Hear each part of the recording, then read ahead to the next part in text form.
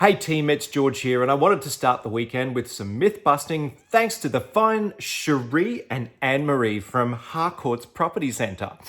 So look, I went to university and did a medicine degree and a science degree and a fellowship in the Royal College of General Practitioners.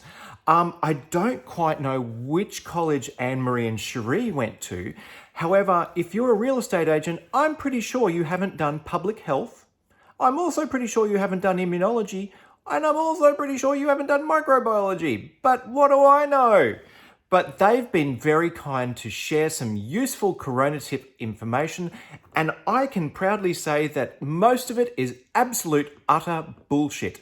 So let's go through it together and talk about what is correct and what is dangerous in this information, shall we? I'm going to need my glasses because what do they say? Reading is fundamental. So let's get into it. Best prevention tips to avoid coronavirus. Hot drinks.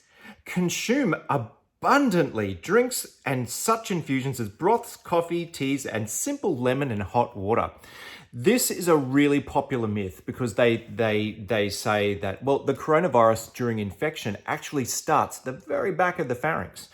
And there are people going around saying that if you drink hot drinks or if you drink cold drinks, that it kills the virus in the back of the pharynx. By the time the virus is in the back of the pharynx and starting to replicate, there ain't no drink that you can drink that's going to kill the virus at that point. So hot drinks, cold drinks, enjoy whatever damn drink you like, but don't believe that it's going to affect your potential to get infected with coronavirus in any way, because it won't. Myth number 2.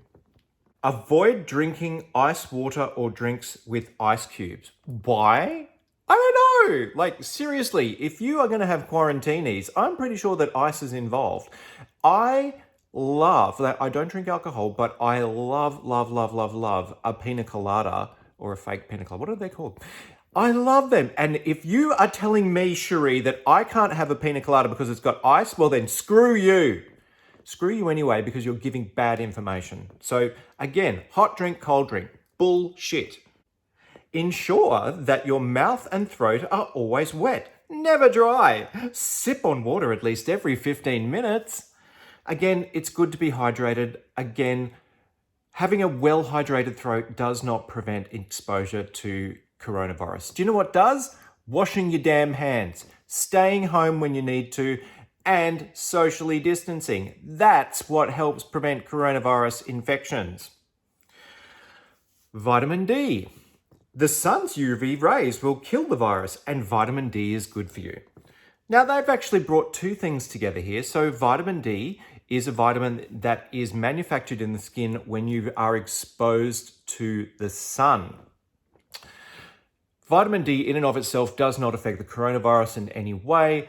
There is some thought that UV rays can kill the coronavirus. I made a video about this earlier this week. With the sun, there isn't enough UV rays in the sun likely to be able to kill the virus to an effective mechanism. And another point, I spoke with my dad, who is an immunologist, not a real estate immunologist, a real one, who actually reminded me that wherever the sun hits might get affected, but wherever the sun doesn't hit, won't. So any cloth that you're laying out in the sun to treat it, the minute that there's a shadow on there, it's no longer being treated. So again, pow. Sorry, Cherie, you're wrong. Distance. They've said stay 10 feet, 3.3 meters, away from infected people sneezing to allow the virus to fall to the ground and prevent it from falling on you. The actual distance for social distancing is 1.5 to 2 meters. That's well documented. I don't even know what fucking website these people are reading. Really? Seriously, Anne-Marie? What do you read? What? Tell me. Please tell the people. You're sharing lots of information. Let's find out where you're getting it from. From infected people sneezing, like you can't actually tell if somebody is infected just by visual inspection. There's a little bit more involved with that. And we know that 50% of people who are spreading the virus don't actually know they have the virus because they don't have any symptoms yet. So we'll put that one in the pile too, hey? Okay, next. Wash, sanitize. Maybe we have a chance here. We might actually have a chance of getting something right here. When the virus is on hard surfaces, it survives about 12 hours. That's actually, it's not true. We know that it can stay on surfaces for days. Therefore, when hard surfaces such as doors, appliances, railings are touched, hands should be washed thoroughly and disinfected with alcoholic gel. So I think she means hand sanitizer there. The virus can live nested in clothing and tissues between 6 to 2 hours. I don't know what data she's actually quoting there. Common detergents can kill it. Bing, bing, bing, bing. Woo! Cherie and Marie got something right. Soap fucking works. Woo! On you, Cherie. Straight to the front of the class so you can get hit. Things that cannot be washed should be exposed to the sun and the virus will die. Again, wrong. You were doing so well there, Marie. You were so close. And then you had to ruin it. Transmission, next point. The transmission of the virus usually occurs by direct infection. No shit. Touching fabrics, tissues, and materials on which the virus is present. Touch this fabric. Touch all of this fabric, darling. Tissues and materials. Yeah, it's true that if you go rooting through bins to pick out tissues, then caveat emptor.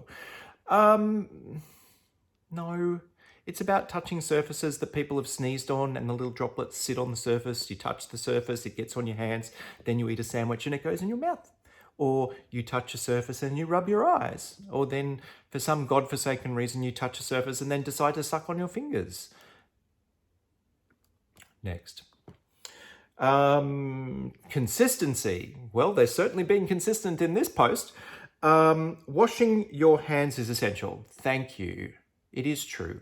Washing your hands is essential. The virus survives on our hands for about only 10 minutes. Again, where's this data coming from? Avoid rubbing the eyes, touching the nose and everything. Finally, some decent information. Don't touch your damn face. Gargle. Oh, here we go. Not the fucking gargle one. Gargle with Listerine to minimize the amount of virus that can enter your throat. No, you minimize the amount of virus that gets into your throat by washing your hands and not licking hard surfaces. That's how you minimize the amount of virus that gets into your mouth. Listerine does actually contain a high percentage of alcohol, but it will not kill an infection already happening inside the throat.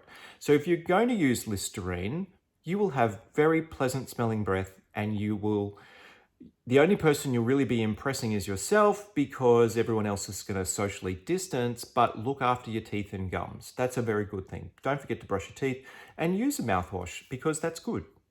And it's pleasant. And one day we'll be able to kiss each other again. And won't you be glad you have good teeth then? Finally, disinfect things touched often. Phone, keyboard, mouse, car steering wheel, door handles. Well, that's actually they closed on a winner there. It is true. You can clean some surfaces. That's good. But seriously, people, I know that this has been a long video, but fuck me, there was so much to go through.